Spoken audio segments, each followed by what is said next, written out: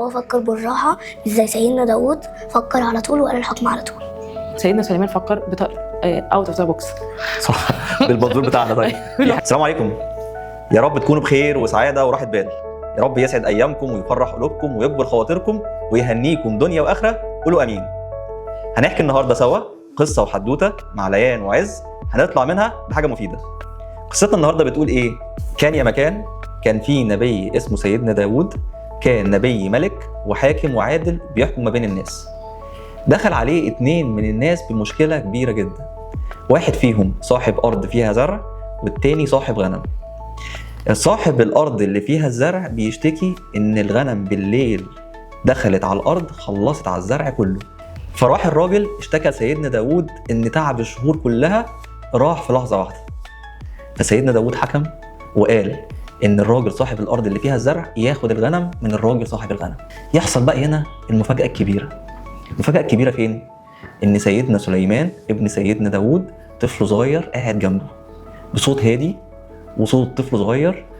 قال الفكره لباباه ان الانفع في الحكم ان الراجل صاحب الغنم يدخل الارض يزرع الارض من اول وجديد المده الزمنيه اللي الزرع فيها هيطلع، والراجل صاحب الارض يستفيد بالغنم في الفتره الزمنيه دي، وبعد كده بعد ما الزرع يطلع ياخد صاحب الارض اللي فيها الزرع ارضه، وياخد الراجل صاحب الغنم بتاعه.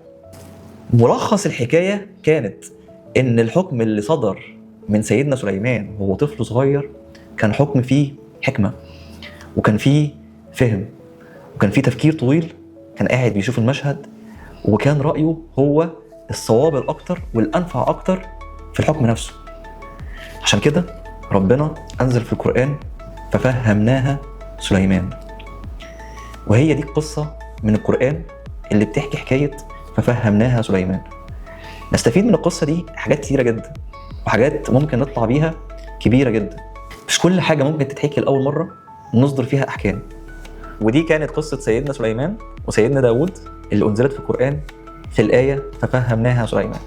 انا هسال دلوقتي ليان وعز، لو حصل قدامكم موقف فيه 2 اتخانقوا، مشكله كبيره حصلت وانتوا ليكوا راي مختلف عن الموضوع، تتصرفوا ازاي؟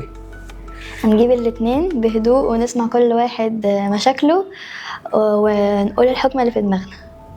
وانت يا عز ممكن تشوف موقف قدامك 2 بيتخانقوا وانت ليك رؤيه مختلفه، ممكن تعمل ايه؟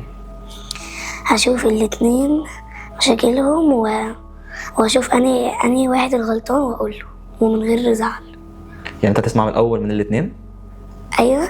ولا لو حد جه حكى لك المشكله هتسمعه الاول وهتحكم عليه على طول؟ لا، اسمع راي الاتنين واشوف مين اللي غلطان ومين المظلوم. طيب احنا الاتنين ممكن نستفيد من ايه ليان وعز من القصه والحكايه دي؟ ايه اللي انت ممكن تكون اللي ما نشوفش من المظاهر. ما تشوفش من المظاهر يعني ايه؟ فهمني اكتر. اللي هو ما تحكمش بسرعه. تسمع الاول.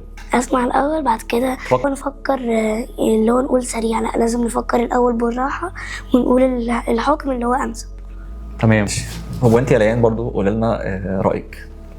ان احنا ما نحكمش من اول مره ونسمع اراء الاخرين.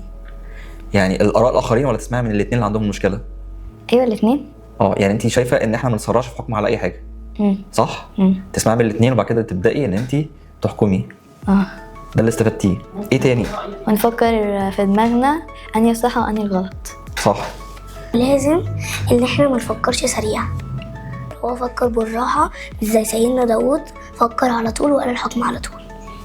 حلو. يعني ده يخلينا نشوف ان مش لازم ومش دايما ان احنا نتسرع في حكم من اول مره على اي حد جاي بيتكلم معانا. وتاني حاجه برضه نستفيد منها ان مش لازم دايما ان حكم الكبير بيكون هو الكامل، واحيانا ربنا ممكن يدي الحكمه للصغير اكتر من الكبير. ازيك يا امنيه؟ ازيك يا مصطفى؟ اخبارك ايه؟ كله تمام. النهارده احنا حكينا مع ليان وعز كده حدوته بتتكلم عن سيدنا داود وسيدنا سليمان، وان ربنا ألهم الحكمه لسيدنا سليمان الصغير في السن ان هو يحكم على الموضوع بحكم يكون اكمل واشمل من سيدنا داود. دي حقيقه فعلا. فممكن تفيدينا بايه في الحكايه والقصه دي؟ القصه فيها عبر وحكمه، كذا حكمه مش حكمه واحده. اول حاجه نسمع من كل طرف. ونسمع من الرأي التاني. ممكن يبقى في حد يبقى عنده الرأي الأنفع، مش هنقول يعني سيدنا داود مش رأيه مش يعني انت شايفه ان مش شرط ان الكبير هو اللي يحكم؟ لا خالص. خالص. وده يخلينا ممكن في الحياه العمليه ان انا اسمع من الاقل خبره مني، ممكن يبقى عنده النفع في الموضوع. او هفكر بره الصندوق، او هيخليني افكر بره الصندوق اللي انا متعوده عليه. صح. تاني حاجه الاستفاده من الموارد. احنا سمعنا مش لازم يبقى في عقاب للطرفين، ممكن الطرفين يستفيدوا. احنا دلوقتي الحكم اللي سيدنا سليمان قاله ان خلى ان صاحب الارض يستفيد بالغنم، سواء بقى بالحليب بالصوف، في فتره او بالاكل كمان، او بالاكل في فتره ان صاحب الغنم صاحب الزرع، صاحب الغنم بيزرع، صح، بيزرع الارض، فهيدينا فكده احنا استفدنا بالموارد المتاحه معانا، عمل توازن كمان جدا. وفي الاخر رجع الحقوق لاصحابها. صحيح. يعني محدش يعني مش شرط ان الحكم يبقى عقاب. احنا كده انت كنت شفت في حكم سيدنا داود سنه عقاب؟ لا، اللي هو خد زرعك وخد غنمك مكان زرع اللي اتاخد منك. احنا كده احنا فيها ممكن نقول، مش هقول اقدر ان انا اقول ان هو هي كانت اكمل بس من سيدنا سليمان. بالظبط. يعني كانت اوزن، بالظبط، فيها ميزان حكمه اكتر. بالظبط. لكن صح. احنا ممكن نقول ان هو صاحب الغنم هو اللي كان هيتاثر لو كان الغنم بتاعه راح. صح. كان هو هيعمل ايه؟ صح. فسيدنا سليمان فكر اوت اوف ذا بوكس. صح. بالمنظور بتاعنا. طيب في حاجه ثالثه احنا نستفيدها؟ الحاجه الثالثه ان مش شرط ان يبقى الحكم يبقى عقاب. ممكن يبقى الحكم يبقى استفاده. تمام. طيب انا برضو ليا وجهه نظر. احنا كده سمعنا من ليان وعز وسمعنا من امنيه. انا هقول في جمله بسيطه جدا قبل ما نحكم نفكر. انا شايف سيدنا سليمان فكر، حكم على المشهد بالتفكير الاول، وبعد كده ادى صوته لسيدنا داود بشكل محترم جدا، احترم فيها الكبير واحترم فيها ملك عادل.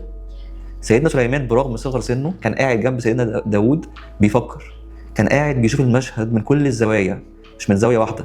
فبالتالي لما طلع حتى بشكل محترم جدا لباباه اللي هو نبي وملك وبيحكم ما بين الناس، ويعتبر كل الناس بتروح عشان خاطر يحكم ما بينهم، قال لباباه حكم ممكن يكون انفع واوزن بشكل محترم جدا يقدر فيها الكبير. وفي نفس الوقت سيدنا داود احترم جدا رأي سيدنا سليمان، وربنا أنزل الآية في القرآن ليوم الدين بنقراها دايما ففهمناها سليمان. فقبل ما نحكم نفكر، قبل ما نتكلم نسمع، قبل ما نزعل ونحكم وندي عقاب أو ندي أحكام، نشوف الموضوع من الصورة الكاملة ومن كل الزوايا. خلصت حكايتنا. قولوا لنا برضو ايه القصة اللي انتوا حابين ان احنا نتكلم فيها. نشكركم. تصبحوا على خير. السلام عليكم.